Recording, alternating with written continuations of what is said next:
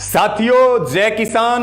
मैं रवि आजाद। साथियों, 7 अगस्त को हरियाणा पुलिस के कांस्टेबल का जो एग्जाम लीक हुआ, उसके बाद एग्जाम रद्द हुआ। पूरे हरियाणा प्रदेश में एक नई बहस छिड़ चुकी है।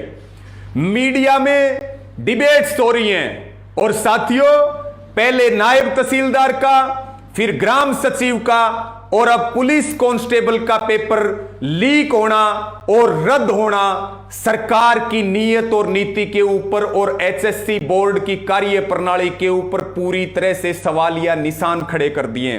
साथियों, मैं आपको जानकारी देना चाहूंगा, 7 साल में करीब करीब हरियाणा की खट्टर सरकार में 28 पेपर लीक हो चुके हैं, जो पिछले सभी रिकॉर्ड को तोड़ देता है। 8.5 लाख युवाओं ने जो महंगे फार्म भर के पुलिस के एग्जाम की तैयारियां की और उसके बाद उनके सपनों पर पानी फेरा गया।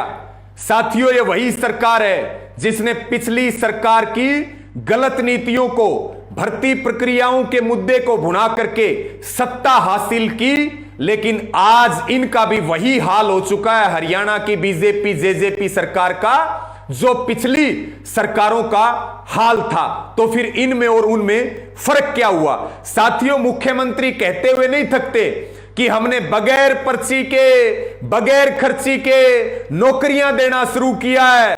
और अब तो मुझे लगता है परीक्षार्थियों को असफल होने से ज्यादा उनको पेपर लीक होने का भय ज्यादा सताता है। साथियों, सरकार कहती है, अभी स्टेटमेंट आई है बोर्ड की, चाहे कितनी भी बार पेपर क्यों ना रद्द करना पड़े, लेकिन हम पारदर्शिता के साथ समझौता नहीं करेंगे। उनको यह बात कौन समझाए कि पेपर लीक होना ही सबसे बड़ी अपारदर्शिता है। खट्टर जी कहते हैं, केजरीवाल जी से दिल्ली ना संभलती हो तो हम दिल्ली संभाल लेंगे। उनसे एक बोर्ड नहीं संभल रहा है, वो दूसरे राज्य की सत्ता को संभालने का दावा ठोकते हैं। इसी के साथ में साथियों, सबसे बड़ा जो नुकसान हो रहा है वो हो रहा है ओवर एज हो रही है अभ्यर्थियों की, परीक्षार्थियों की ओवर एज उम्र की सीमा खत्म हो रही है। महंगे फार्म, उसके बाद में मानसिक और शारीरिक उनको परेशानी और एक अविश्वास का माहौल। सरकार का काम होता है विश्वास का माहौल बनाना। जो युवा पेपर देने जाते हैं, रोजगार मांगने जाते हैं, उनसे ऐसा व्यवहार होता है जैसे ये नौकरी नहीं, कुछ लूटने के लिए आए हैं। हम मानते हैं सिस्टम में गलत लोग हैं, लेकिन अविश्वास का माहौल कतई भी बर्दाश्त करने योग्य नहीं है। हरियाणा सरकार की पूरी पोल खुल चुकी है। एचएससी बोर्ड पूरी तरह से फेल हो चुका है। गंभीर प्रश्न हैं जिनको लेकर के अब हमें लड़ाई लड़नी पड़ेगी।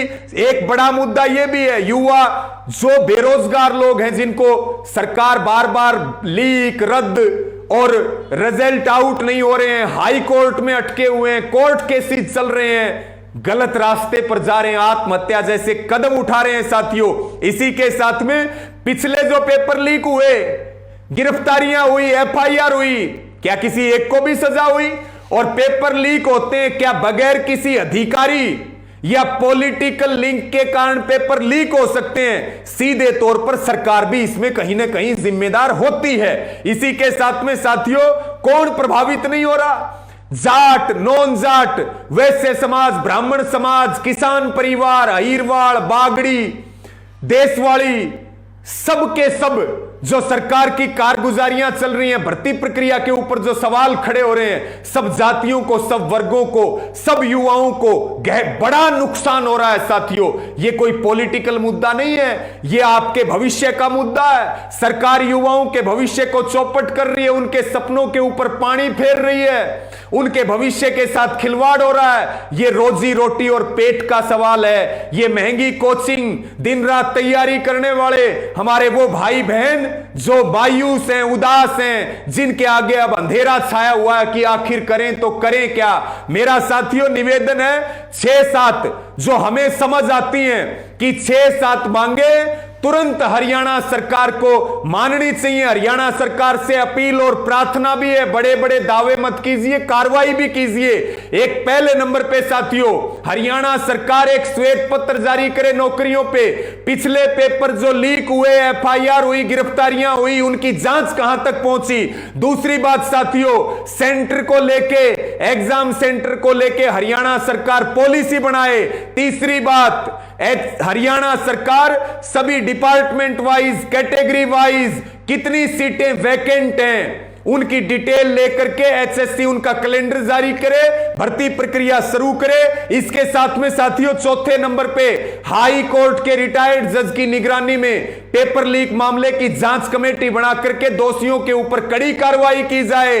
और पांचवें, पिछली जितनी हमारी लीक और एग्जाम रद्द हुए हैं, बेहतर तो यह होगा कि सीबीआई को यह जांच सौंप दी जाए। सीबीआई को अब जो पुलिस वाला लीक हुआ है, रद्द हुआ, यह भी जांच उनको सौंपी जाए। और साथियों अगली हमारी मांग है, सरकार ये हरियाणा के युवाओं के सामने क्लियर करे कि जो भर्ती रद्द हुई है उन भर्तियों को कब किया जाएगा, स्पष्ट रूप से डेडलाइन घोषित की जाए। और साथियों अभी हो क्या रहा है, उत्तर प्रदेश का पेपर 2015 का टीजीटी का पढ़ने वाला बच्चा तो अब भी कामयाब नहीं हो सकता था। अपने लोगों को तो बता दिया गया होगा कि वो यूपी वाला तैयार कर लेना। भर्ती पुलिस कांस्टेबल की सवाल पूछे जा रहे हैं एग्रीकल्चर और एनिमल हस्बेंड्री के। ये क्या तमाशा चल रहा है देश के अंदर साथियों, ये एक बड़ा बड़ा प्रश्न है। तो हमारी ये मांग है सरकार से कि कॉम्पिटिटिव एग्जाम रिफॉर्म कमेटी का गठन किया जाए जो देश भर के शिक्षाविदों से सलाह मशवरा करे। और इसी के साथ में साथियों अंतिम बात, एक दिवसीय एचएससी के ऊपर हरियाणा के युवा जरूर धरना दें, इन मांगों को उठाएं। पूरा संयुक्त किसान मोर्चा, भारतीय किसान यूनियन का परिवार, हरियाणा का युवा और किसान आपके साथ है। और निजी रूप से रवि आजाद आपकी लड़ाई में कंधे से कंधा मिला करके तन मन धन से हमारी टीम आपके साथ है। हरियाणा का युवा कैपेबल है, ओलंपिक में झंडे लहराए हैं, हर क्षेत्र में हरियाणा का युवा झंडे गाड़ रहा है। अब साथियों सरकार की नीति को और इस एचएससी बोर्ड जो बोर्ड नहीं है सर्कस की तरह काम कर रहा है, अब इसको सुधारने का समय आ गया है। साथियों इस वीडियो को शेयर करें और जरूर इन मुद्दों को उठाएं, सोशल मीडिया पे एक जबरदस्त मुहिम चलाएं और हम सब मिलकर के हरियाणा के युवाओं के भविष्य को इस तरह से चौपट और बर्बाद नहीं होने देंगे। हम लड़ेंगे और निश्चित तौर पर साथियों लड़ेंगे तो जीतेंगे। इसको ज्यादा से ज्यादा शेयर करें। जय हिंद, जय जवान, जय किसान। साथियों नेशनल दस्तक की आपसे गुजारिश है कि अगर इसको बचाना चाहते हैं तो नेशनल दस्तक को सब्सक्राइब करने के लिए रेड कलर के सब्सक्राइब बटन को दबाएं, फिर बेल आइकन की घंटी दबाएं। नेशनल दस्तक को बचाने के लिए बहुत जरूरी है कि हर खबर को शेयर करें, लाइक करें, कमेंट जरूर करें।